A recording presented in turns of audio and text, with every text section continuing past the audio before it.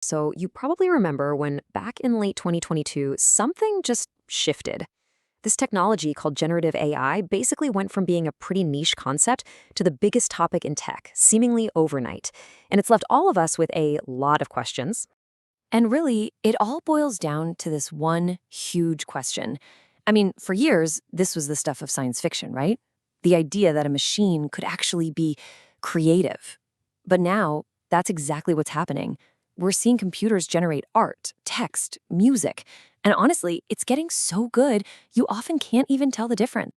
So to really get our heads around this, let's imagine a graphic designer. We'll call her Emma.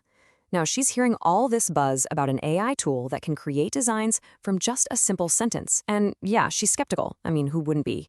But she's also super intrigued. How on earth can a machine do what she does? Her journey to figure this out? Well, that's the journey we're all on right now. All right, so what exactly is this thing? The simplest way to think about it is this. It's a type of AI that's not just built to analyze stuff, but to actually create something totally new and original. See, it's been trained on this mind-boggling amount of data from the internet. It's learned the patterns behind pretty much everything, language, art, you name it. And it uses that know-how to generate a brand new essay or a song or even lines of code from scratch. And this is where it gets really interesting when you compare it to the AI we're already used to. The AI we know is predictive. Think of a recommendation engine on your favorite streaming service. It looks at what you've watched before to guess what you'll want to watch next. Simple enough. But generative AI, it's creative.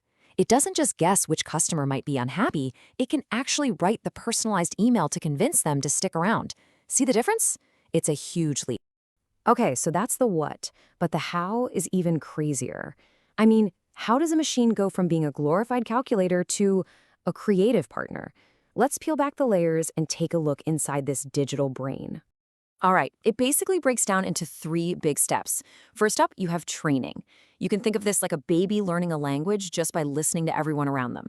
The AI model just soaks out massive, and I mean massive, amounts of data, learning by playing this game of guess the next word billions and billions of times. Then comes tuning. Now, this is where we humans jump in.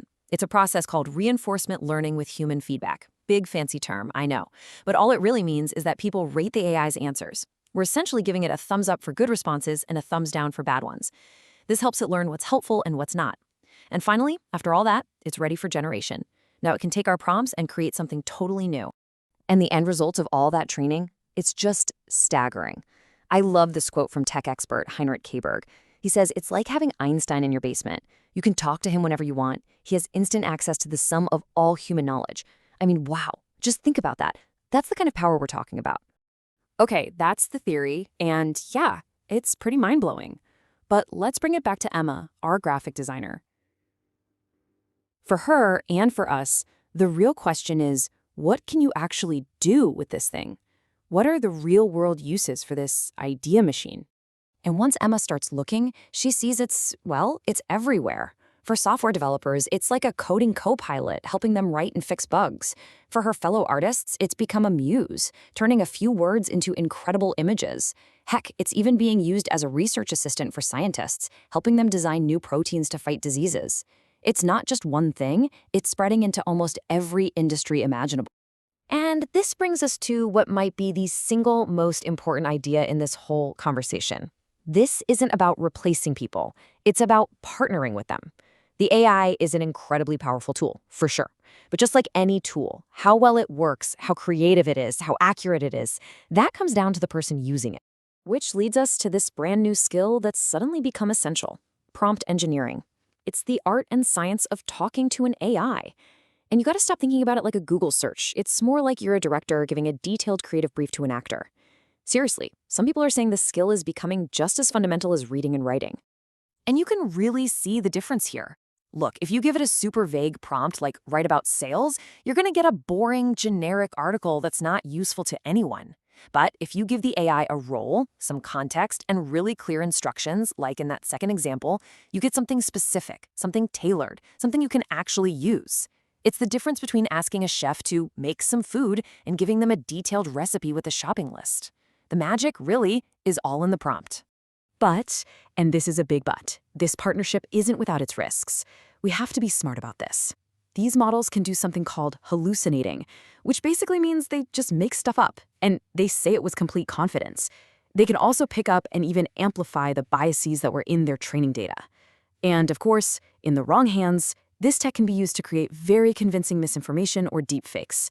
That's why you always need a human in the loop, someone to be the final judge, the sanity check on whatever the AI produces.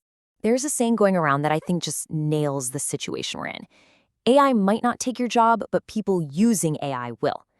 And that's it, right there. This isn't about us versus the machine. It's about learning how to use this new tool.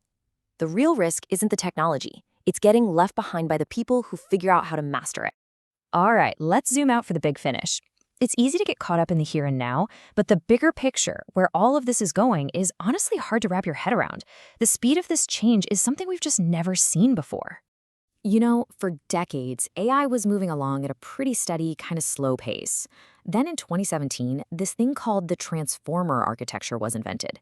It was a huge breakthrough that allowed these models to really understand context and language. And from that moment on, everything just went into overdrive. The key thing to understand here is that this isn't a straight line of progress. It's exponential. We've gone from clunky chatbots to these incredible creative partners in just a handful of years. And believe me, this isn't just a fun new toy for tech nerds. This is a full-blown business revolution. Just look at this number.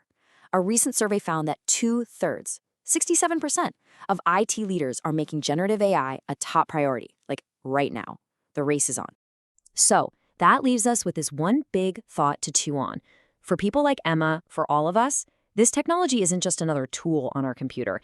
It's becoming our new colleague.